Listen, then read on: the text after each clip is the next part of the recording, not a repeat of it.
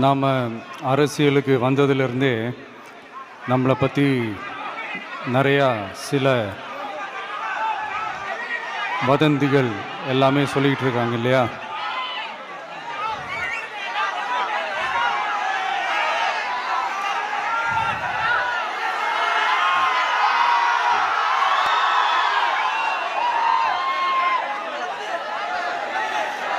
ஒரு சின்ன விஷயம் நான் சொல்லிட்டு போயிடுறேன், கொஞ்சம் சைலண்ட்டாக இருங்க ப்ளீஸ்.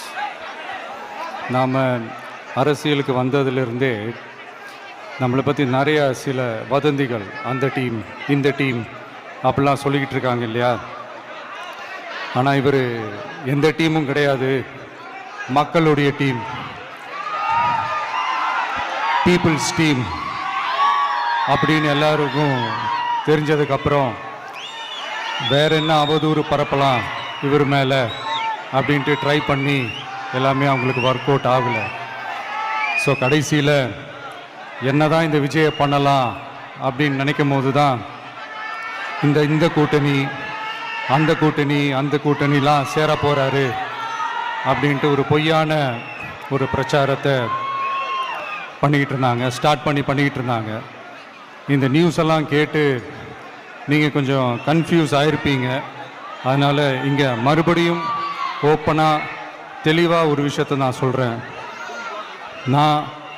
நாங்கள் எப்பவுமே மதச்சார்பற்ற கொள்கைன்றதில், அந்த ஸ்டாண்ட்லேயோ, மதச்சார்பற்ற சமூக நீதின்ற அந்த நிலைப்பாட்டிலையோ எப்பவுமே சமரசம் வச்சிக்கவே மாட்டோம். நம்மளுடைய தலைமையில் தான் ஆட்சி அப்படின்றதுல எப்பவுமே உறுதியாக இருக்கிறோம்.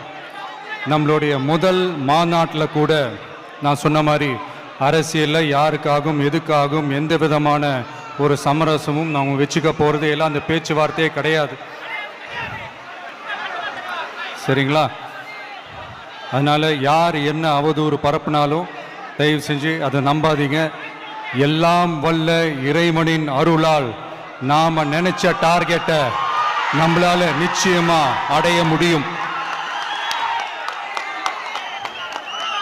இன்னைக்கு என்னுடைய இஸ்லாமிய சகோதர சகோதரிகளுக்கு என்னுடைய ரமலான் நல்வாழ்த்துக்கள். கான்ஃபிடென்ட்டா இருங்க, நல்லதே நடக்கும், வெற்றி நிச்சயம்.